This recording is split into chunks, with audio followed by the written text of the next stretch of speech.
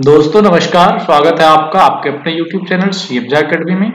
दोस्तों आज हम लोग सीखते हैं जो रेलवे में पॉइंट में जहां से रेलवे की पटरियां चेंज होती है एक पटरी से दूसरे पटरी जाने में, वो इस प्रकार का एक जगह होता है। ये जो आपको दिख रहा है, इसमें से हमारा जो ये एक रेल है, इस रेल को हम लोग बोलते हैं स्विच रेल और टंग रेल। स्विच रेल या और टंग रेल, इसको हम लोग बोलते हैं स्विच रेल या टंग रेल। तो स्विच रेल या टंग रेल के वर्न आउट होने का यानी कैसे पता करेंगे कि ये टंग रेल या स्विच रेल अब गड़बड़ हो गया, इसे रिप्लेस करना है, इसकी जानकारी आज हम लोग प्राप्त करते हैं एज पर रेलवे के नियमानुसार।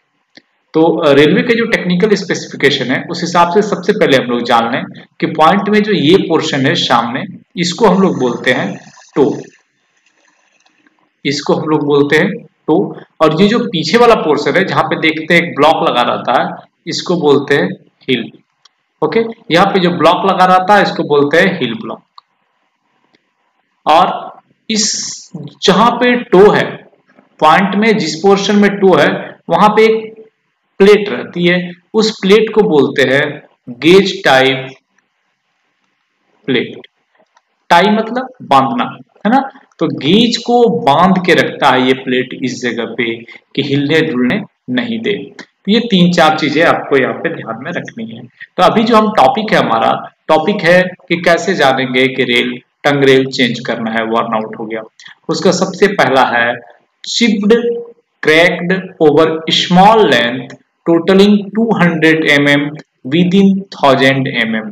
यानी आपका टो के पोर्शन से, ये जो टो वाला पोर्शन है यहां से, इस टो पोर्शन से दोस्तों, अगर आपका ये जो स्विच पोर्शन है, इस स्विच पोर्शन में 200 mm विद इन 1000 mm यानी 1000 mm तक, यानी 1000 mm मतलब 100 सेंटीमीटर।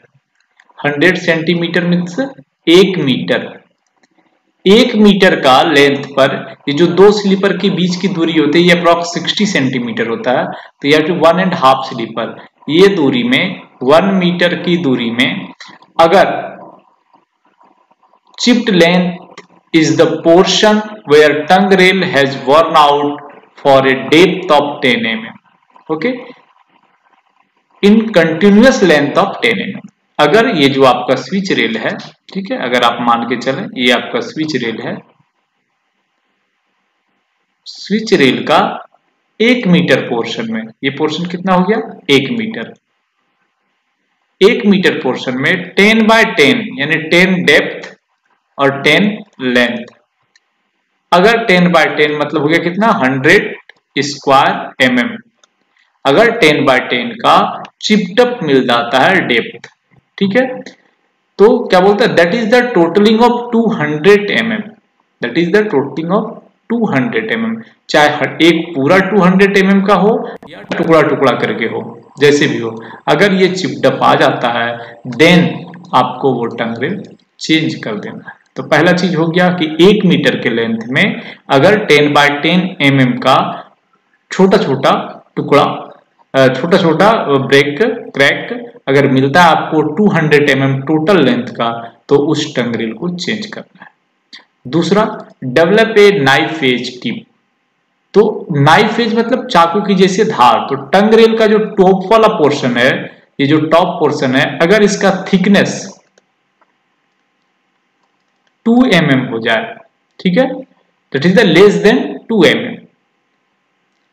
टंग रेल का जो टॉप का थिकनेस है अगर 2 mm से पतला हो जाए, लेस देन 2 mm, देन आपको ये नाइफ एज हो जाएगा। क्या बोलते हैं उसको, नाइफ एज। नाइफ एज के रूप में आपको इसको चेंज करना है। तीसरा, badly twisted and does not house properly and causes gap of more than 5 mm too. तीन चीज है, housing that is the house, और टो पे 5 mm। आपका टंग और स्टॉप, ये स्विच पोर्शन है, यहां से 1 sleeper, 2 sleeper, 3 sleeper, 4 sleeper, 5 sleeper, 6 sleeper, normally 4 sleeper. यानी ये जो हाउसिंग है ये नॉर्मली 4 स्लीपर तक पैक रहना है, ये 4 स्लीपर तक चिपका हुआ रहना है। अगर किसी कारण से टंग रेल ट्विस्ट हो गया, बेंड हो गया, यहाँ पे चिपक नहीं रहा है एंड टो पोर्शन में यहाँ पे 5 mm का गैप अगर आ गया टंग और स्टॉक के बीच, देन आपको टंग रेल चेंज करना है। ओके, यानी टो पर 5 mm का गैप और ये 4 स्लीपर तक अगर हाउसिंग नहीं आ पा रहा है तो टंग रेल चेंज कर।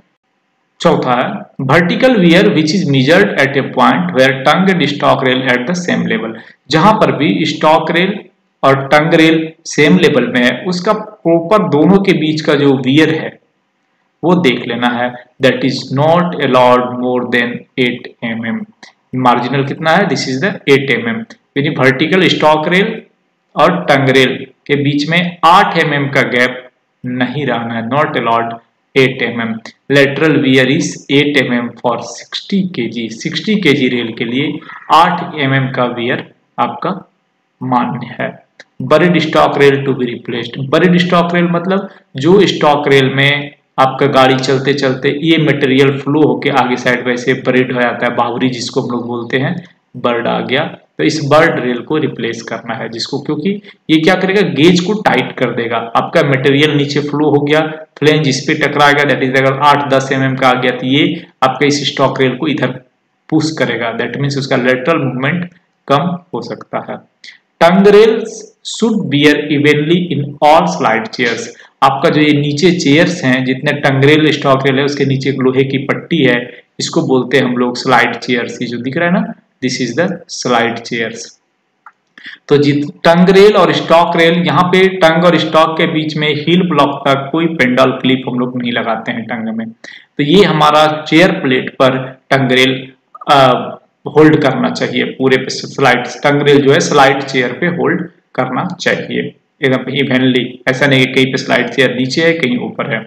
Okay, all sleeper should be packed properly. ये तो हमारा मेंटेनेंस की चीज है कि जितने भी स्लीपर्स हैं, एक स्लीपर से लेके 16 स्लीपर तक, हाउस कितना होते हैं हमारे 16 स्लीपर, 16 स्लीपर तक पैकिंग प्रॉपरली होना है। When the tongue rail in closed position, it must bear evenly against distant studs of block। ये जो हमारा टंग रेल है अगर क्लोज पोजीशन में है तो ये पूरा स्टड ब्लॉक्स तक, ये जो हील ब्लॉक है यहाँ तक इवनली एक जैसा मेंटेन होना चाहिए। Wear on switch rail switches can be reduced by lubrications. अभी सबसे बड़ी बात आती है ये जो वियर एंड टियर होता है ड्यू टू फ्रिक्शन, ये कैसे रोकें? तो स्विच पोर्शन में जितना अधिक आप ग्रीस का अप्लाई करेंगे, लुब्रिकेशन का अप्लाई करेंगे नॉर्मली रेगुलर वे में, तो वो बहुत अधिक ऊपर पे नहीं लगाना है। उससे क्या होगा कि गाड़ी माउंटिंग हो सकती है, यहाँ पे फिसल के गिर सकती है। आपके टो पोर्शन में ओनली वियर को रोकने के लिए स्विच पोर्शन में थोड़ा हल्का लुब्रिकेशन या ग्रीस का प्रयोग हम कर सकते हैं, उससे वियर कम होगा और स्विच रेल कम घिसेगा। तो दोस्तों शायद ये जानकारी आपको पसंद आई होगी, आपके टंग रेल के बारे में, स्विच रेल के बारे में, इंजीनियरिंग डिपार्टमेंट के बारे में एंड प्लस एसएनटी डिपार्टमेंट के बारे में। तो सिग्नल और एसएनटी के लिए बहुत ही इंपॉर्टेंट टॉपिक है कि आप टंग रेल को कैसे डिसाइड करें वो सही है नहीं है, उसका पैरामीटर्स क्या है। तो 3-4 पैरामीटर्स हमने बताए। एक तो आपका क्रैक्ड, चिप्ड और क्रैक्ड का पैरामीटर्स बताया, दूसरा जो नाइफ एज है उसका पैरामीटर्स आपको बताया, तीसरा वियर का पैरामीटर बताया।